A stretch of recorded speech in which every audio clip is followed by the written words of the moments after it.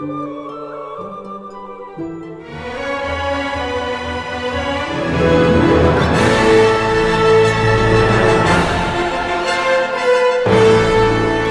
let's talk about the difference between emotional maturity and emotional immaturity.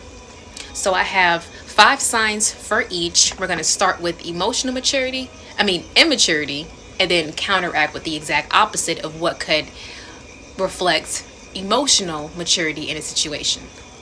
So number 1, immaturity is reacting with your flesh or your ego. So in moments where things trigger you, or someone says something that upsets you or irritates you, or whatever the case is, if it gives you a negative feeling, the negative feeling that you feel is valid. It's valid. But when you react impulsively off of that emotion, that's a sign of emotional maturity, because it's showing that you do not have very much control over your emotions, and that your emotions have more control over you.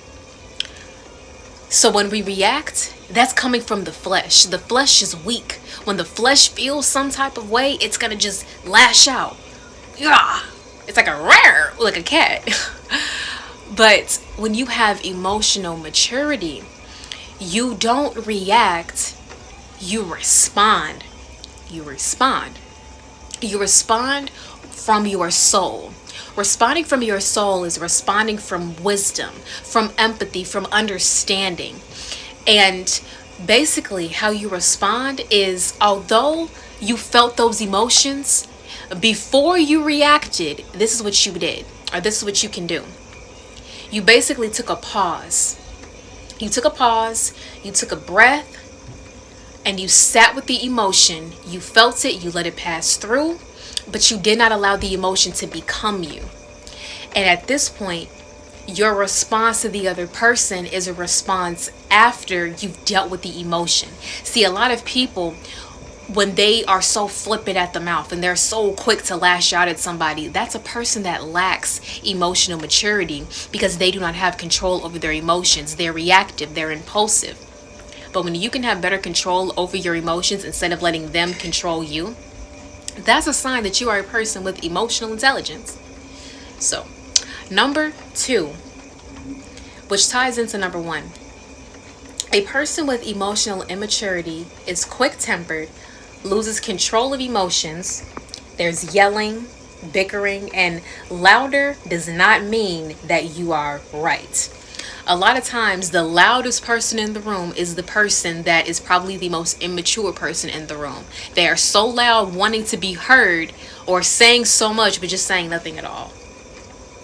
So people that tend to be very, very loud and want to argue, want to yell, want to scream, because in their mind they think that if they are loud and if they yell and if they intimidate people, that they're going to get their way and get what they want. Or people do that, they want power in the situation. They want so desperately to have power that they feel the need to intimidate people in order to get it.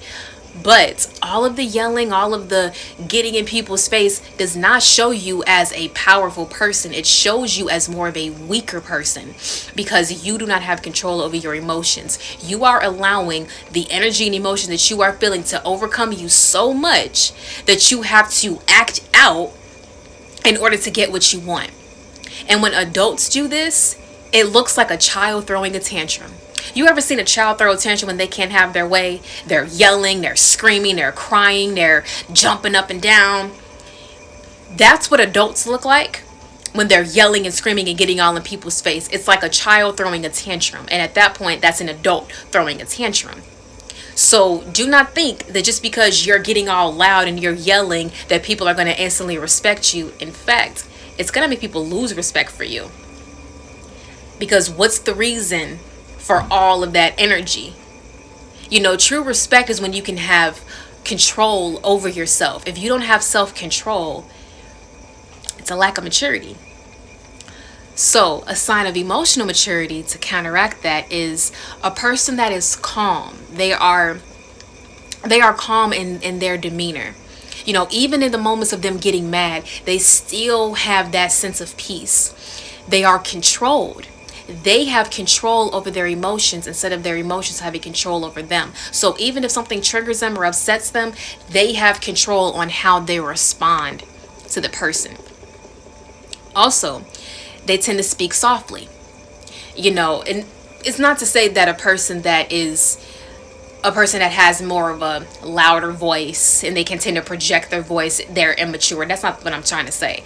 Basically, in moments of conflict and in moments of strife and moments of debate with another person, or in moments of heated situations, the person that is speaking the most softest and the most gentle in the situation is the person that has the most self-control and the person that is the most emotionally mature, because they are not allowing their emotions to get the better of them, to get them out of their character.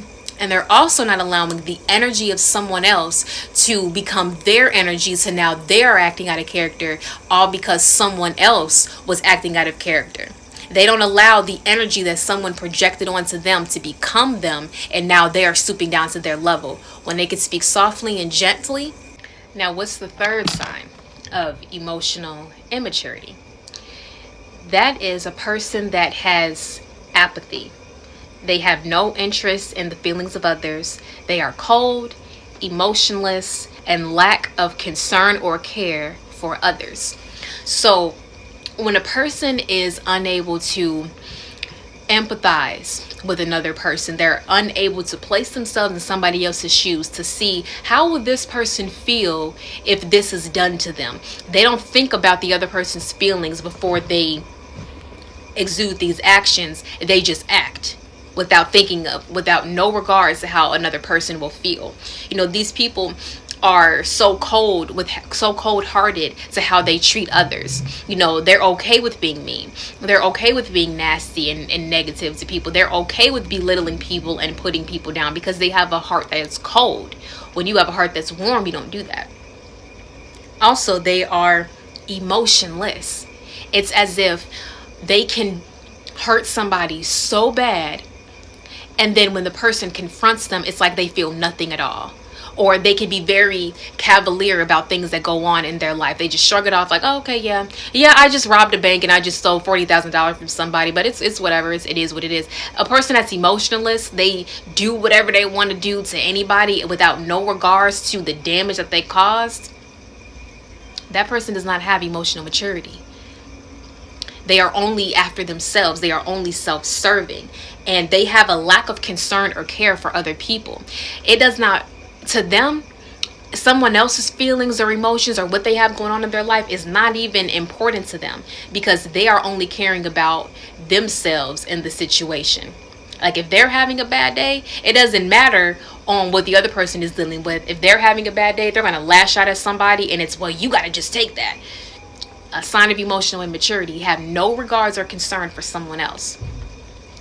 Now, number 3 for emotional maturity, the exact opposite, of course, is a person with empathy. A person that can feel the feelings of somebody else. A person that gives people grace. Grace is like giving people understanding. Like, I understand why you did this, so yeah. They give people compassion, give people care and love and comfort and nurture. All of these loving attributes, these warm, welcoming behaviors towards other people, that's a person with emotional maturity.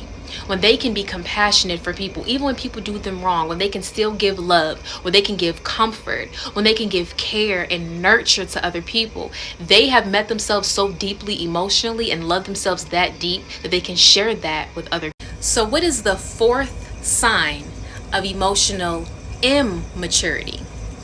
That is a person that has a lack of accountability.